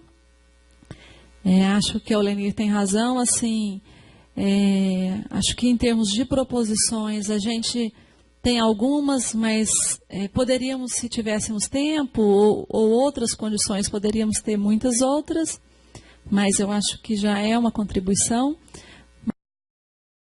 Mas, por outro lado, queria ressaltar o acerto que a gente está vendo de poder conversar. Então, assim, só o fato de poder conversar numa situação de uma diversidade de experiências já me pareceu bem interessante, assim. Professores, professoras, estudantes da graduação, e ressaltar, assim, que para nós, da ADUFO, uma dimensão muito importante que a gente fica muito feliz é que a gente quer muito conversar com os companheiros e as companheiras dos movimentos sociais e nem sempre a gente tem sucesso. Então, eu queria ressaltar esse aspecto, assim, de que a gente quer muito conversar com os companheiros do MTL, MTL, o Dinho que você está, né? Do MTL, do MST, que teve aqui, dos outros movimentos, do Sindiúte, dos indígenas, enfim. A ADUFO precisa ser, sempre foi esse espaço, né, de resistência, e a gente da diretoria, né, quer que continue sendo, e por algumas razões, a gente sabe que existem razões que são, inclusive, históricas, porque a gente vive um tempo em que os coletivos têm perdido muita força, mas a gente precisa juntar os coletivos e os grupos que querem fazer essa resistência. Então, não fosse por mais nada, mas só por isso eu já estaria feliz da gente conseguir fazer esse diálogo. Então, também ressaltar a importância da presença do Rubens, que foi também uma pessoa que nos motivou, que falou, olha, façam que eu vou lá. Então, assim, deu força para que a gente também encarasse a tarefa e, enfim, junto aí com o GTPE. Agora, do campo... Então, aqui em Uberlândia, eu acho que nós estamos num primeiro momento. Eu acho que nós vamos ter um encontro nacional de educação, mas eu acho que... eu não sei quais vão ser os resultados lá, mas eu acho que o muito importante seria a gente voltar a articular localmente, regionalmente. Eu não sei, mas no passado existe ainda nacionalmente, mas aqui eu não sei como é que funcionou, um fórum em defesa da educação pública. Assim, eu acho que a gente precisa continuar estudando, precisa continuar encontrando. Eu não sei se é por meio do GTPE, se é por meio desse fórum. Por quê? Porque eu acho assim, eu não quero me estender muito, mas eu acho assim que a gente fala muito do que a gente não quer, mas nós temos muita dificuldade de deformar a imagem do que existe e apontar como a gente gostaria que fosse.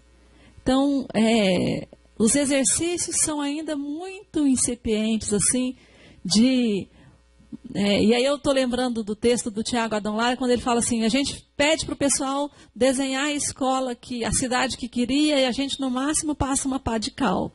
Porque a gente... não sabe, assim, a gente está com muita dificuldade de superar o que existe, assim, até como sonho, como crença de que é possível alterar. Está muito pesado a realidade. Então, se a gente conseguir sonhar junto, para a gente ter mais força para defender esse sonho, e aí acho que também a comunidade vai precisar defender essa categoria, empoderar os professores, as professoras, e ser uma escola defendida, porque essa escola que está aí não tem como, ela não é defensável. Assim como nós também na universidade estamos nos isolando em relação à sociedade em termos de defesa. E é isso. Obrigada. Antes de passar para Kênia, só uma partezinha.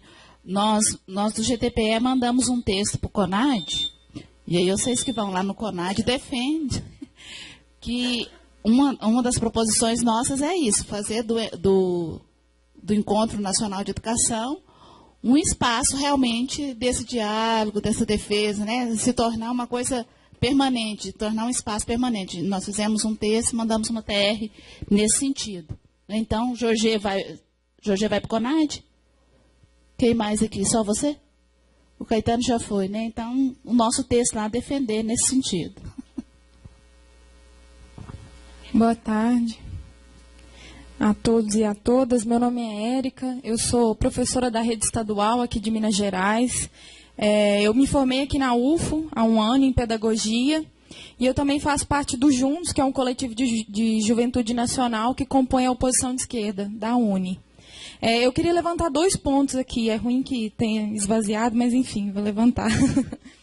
O primeiro ponto diz respeito a justamente esse diálogo com os movimentos sociais, porque eu vejo que o avanço dessa democracia, ele não tem como acontecer sem esse diálogo com os movimentos sociais, com os movimentos de luta que estão para fora da universidade, que estão para fora desse campo que a gente se encontra.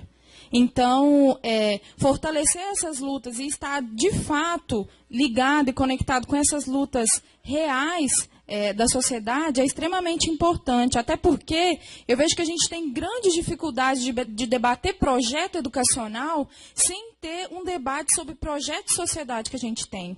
Né? Então, muitas das vezes, nós não conseguimos linkar o debate de educação que a gente tem com um debate de financiamento que perpassa todo o nosso governo federal, com debates que perpassam projetos de sociedade que nós queremos ter.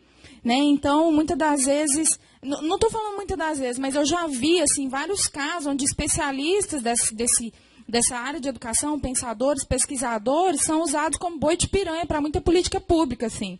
Eu dou exemplo do Rio Grande do Sul agora. Há uns 3 anos, mais ou menos, o Rio Grande do Sul fez uma reformulação do ensino médio utilizando conceitos da politecnia, de autores como Demerval Saviani, e é um absurdo, assim, o sucateamento que a educação sofreu lá. Então, eu acho que nós precisamos sair desse campo nós precisamos debater, nós precisamos estudar e nós precisamos ir para a prática, nós precisamos atuar, nós precisamos estar nas lutas concretas, né? Porque só com a mobilização, e aí eu vou retomar o que eu falei lá no grupo na roda de conversa nossa.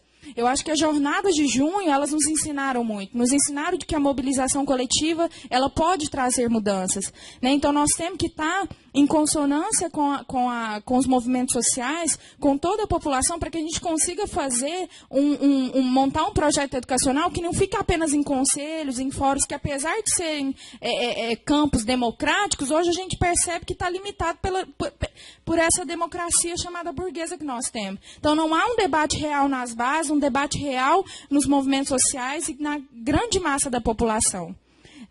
E o outro ponto que eu queria levantar, que eu achei muito legal, que a Poti levantou assim, hoje as opressões e as violências, elas são institucionalizadas, assim, e o Estado, ele tem sido omisso, ele é omisso com relação às violências que muitas pessoas sofrem dentro dos espaços públicos, e aí eu vou destacar as escolas, as universidades, esses espaços, né? Então, o Estado não tem tido um diálogo com os movimentos sociais, porque os movimentos sociais têm demanda, os movimentos feministas, os movimentos de negros e negras, os movimentos indígenas, os movimentos LGBT, e o Estado, o governo federal, não tem tido um diálogo com isso, não tem aceitado as demandas que esses movimentos colocam, né? Não tem como a gente pensar numa política pública para a diversidade se ela é pensado pelo homem, pelo branco, pelo heterossexual. Não tem como, assim. Se a gente não conseguir e não abrir um diálogo com os movimentos sociais e perceber que hoje a violência ela é institucionalizada, é professor que se recusa a chamar aluno pelo nome social, é um aluno que é rechaçado na escola pelo fato dele usar uma roupa diferente, o Estado tem sido omisso. Então, eu acho que é um ponto a ser levantado nesse PNE para a gente debater financiamento, para a gente debater política pública, para a gente debater esses problemas estruturais e debater problemas culturais dentro da escola também. É isso, falei demais. Obrigada, gente.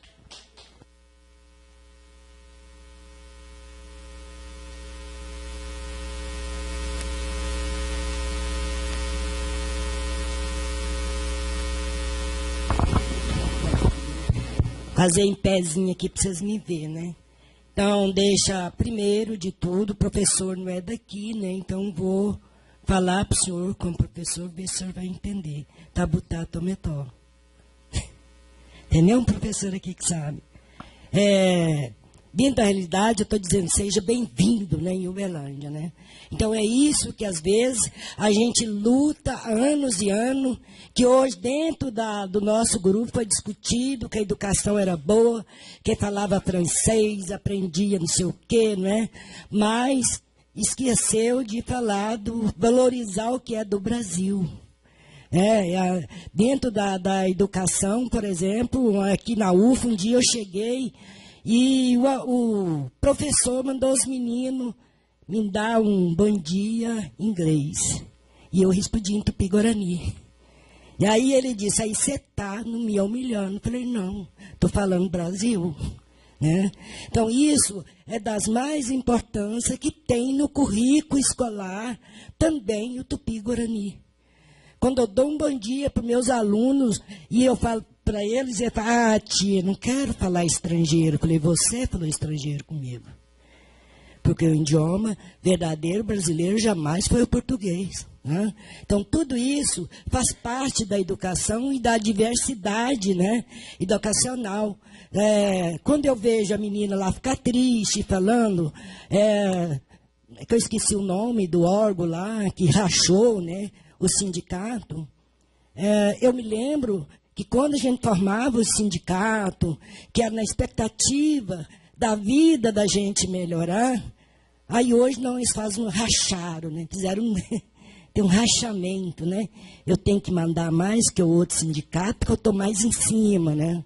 E aí, esses rachas é bom, porque aí não fica aquela ditadura sindical, né? que quem diz eu dito, o outro tem que obedecer. Não fica aquela ditadura UFO, né?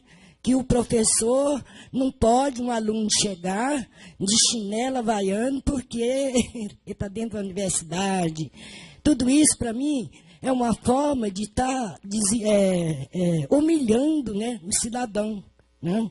Porque eu acho que, Deus de quando, que você não está matando, não está roubando, não está se drogando, você tem que ter seu direito de escolha como cidadão.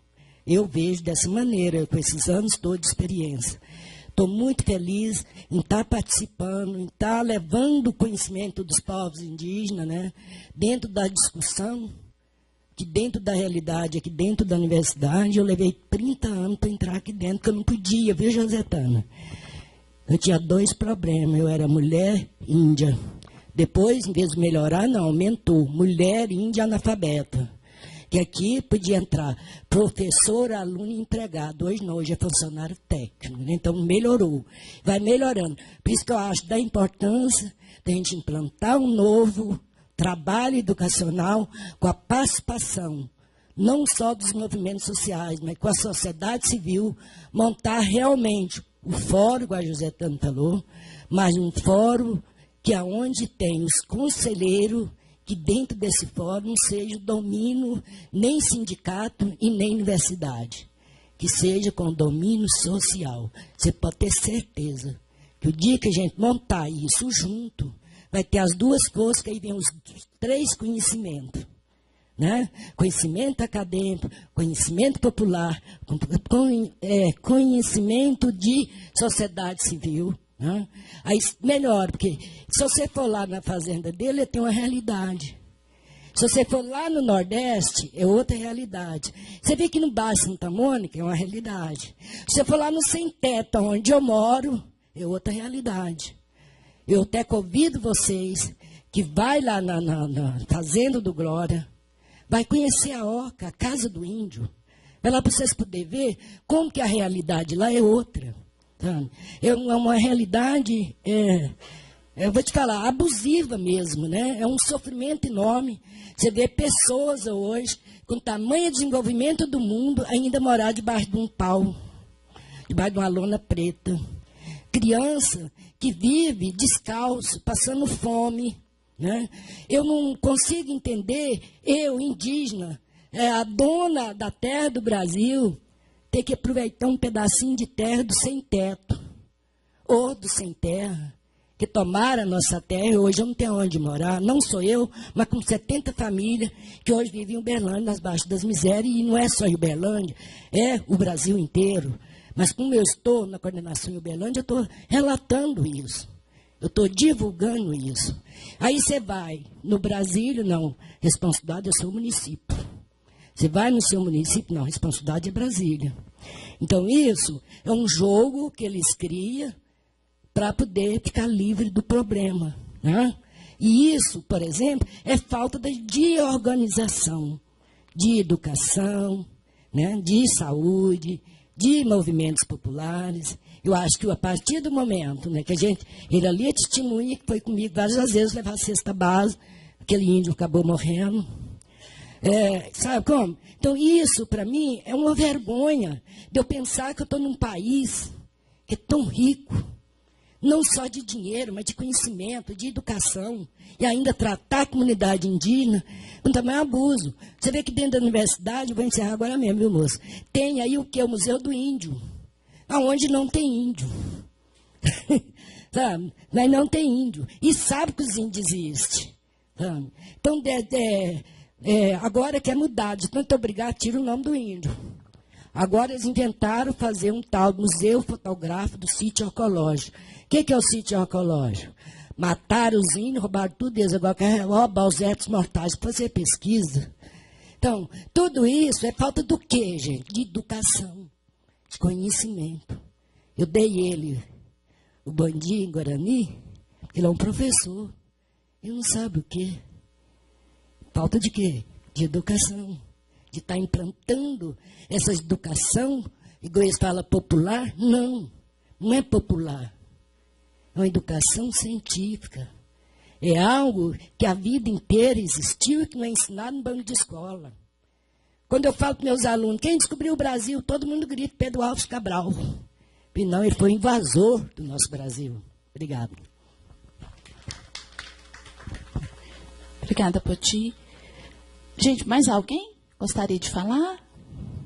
Acho que é isso, né? Acho que teve bom a nossa conversa. Foi, né? E aí, você quer falar? Tá. Tá bom. É porque a gente vai ver se, antes de você despedir, então deixa eu ver se alguém que está aqui quer participar do nacional, do estadual, né, que seria importante, acho que principalmente do nacional. Você quer? Como é que se chama? Zilda. E você tem preferência pelo estadual ou nacional? É um dia, na próxima sexta. Isso. E o nacional, dia 8, 9 e 10, no Rio. Acho que é sexta, sábado e domingo. Nacional? Tá, né? Então a gente vai anotar. Será que a gente conseguiu? Você é do Sindiúte? Tá. Será que a gente, às vezes, conseguiria um movimento para tentar uma van? Ou você acha que seria só você mesmo?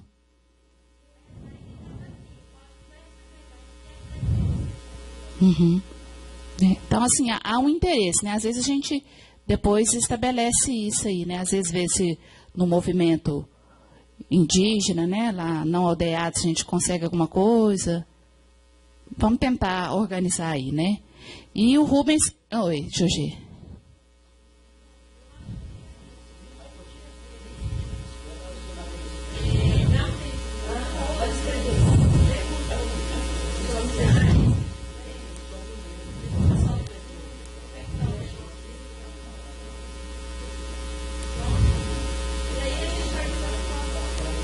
E passa para o Rubens, né? 8, 9 e 10 de agosto. Sexta, sábado, domingo. E aí nós vamos organizar e põe o teu nome, Poti, põe assim. Eu acho, tem o e-mail de vocês lá, né? A hora que preencheu, aí a gente entra em contato.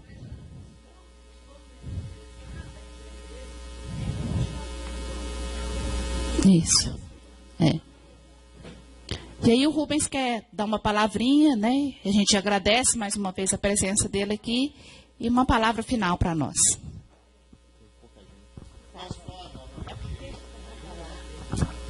Sim. Então, só saudar novamente, me despedir, dizer que foi um prazer estar aqui nessa tarde de trabalho com vocês e reforçar a necessidade e a expectativa de nos encontrarmos, não só no plano local, mas no plano nacional, para discutir educação e dizer que a Poti, por exemplo, me ensinou a boas-vindas em Guarani. Não é isso? Pois é, Poti, eu penso que o Encontro Nacional de Educação é o lugar para isso, né? Da diversidade que possa ter. Hoje mesmo, no grupo que nós estávamos, o Tiago está aí, conversando depois com a Eleusa, que é mestranda aqui da educação, né? E atua na educação do campo, falou, leva essa mensagem para mim, porque eu não vou poder estar lá. Eu falei para ela, é uma pena, porque a mensagem que você tem, só você poderá passar, né? Porque a diversidade, a gente constrói, o universal é construído por meio do diverso. Não há universal que se constrói se não for construído pelo diálogo e pelo debate de ideias, pelo debate da diversidade. Isso é que eu acho que é um momento, sem planos mirabolantes de conhecimento científico, é isso que está sendo proposto agora. Não é o pressuposto de propostas, de construções que a gente possa fazer a priori, mas um esforço coletivo que foi construído e que a gente vai tendo possibilidade de acumular. Esse eu acho que é o espaço que é o encontro nacional. Esse que é o espaço que a gente procurou produzir aqui, nesse momento, né? E que a gente só pode fazer quando a gente tem um movimento da alteridade, ou seja, do reconhecimento do outro, né? A CONAI, ela não existiu. O governo deu uma banana para as entidades que participavam da CONAI, né? O governo deu uma banana e aprovou um Plano Nacional de Educação que tem como referência o movimento Todos pela Educação. Esse foi um movimento que o ANDES, Sindicato Nacional, fez anteriormente e discutiu em Congresso. Não houve compartilhamento, não houve nenhum. O que houve foi a instância maior e deliberativa do sindicato que debateu na diversidade, no confronto de ideias, essa construção. Entendendo que a gente só pode, de fato, construir na diversidade se existe o movimento da alteridade. A Poti falou aí, como é que eu vou... Ela não desenvolveu, mas eu vou dar um exemplo aqui. Eu participo do Fórum de Educação de Jovens e Adultos, e numa reunião que nós estávamos tendo, uma professora, uma assentada do Movimento Sem Teto, disse o seguinte para a gente: eu não vou participar do fórum. Eu não vou participar do fórum, sabe por quê? Porque no fórum tem um representante da prefeitura que quer me expulsar.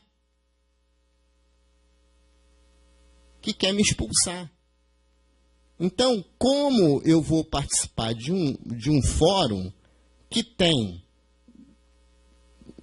grupos que, na verdade, não estão fazendo um movimento de alteridade, de reconhecimento, mas sim um movimento de contraposição, de antagonismo, né? Então, a gente precisa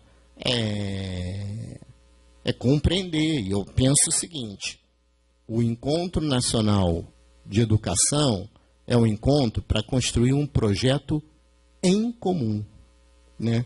Em comum, num movimento em que a diversidade, em que até as nossas distinções sejam o potencial para construir essa educação universal, pública, gratuita, de qualidade, socialmente referenciada que a gente tanto deseja. Tá? Então é isso que eu tinha a dizer. Acho que é importante destacar isso, porque acho que o movimento, assim, o movimento é um movimento para construir a resistência, mas é um movimento para construir também uma coisa pela educação, de um reconhecimento do que nós pretendemos com a educação do país. É isso. Obrigado.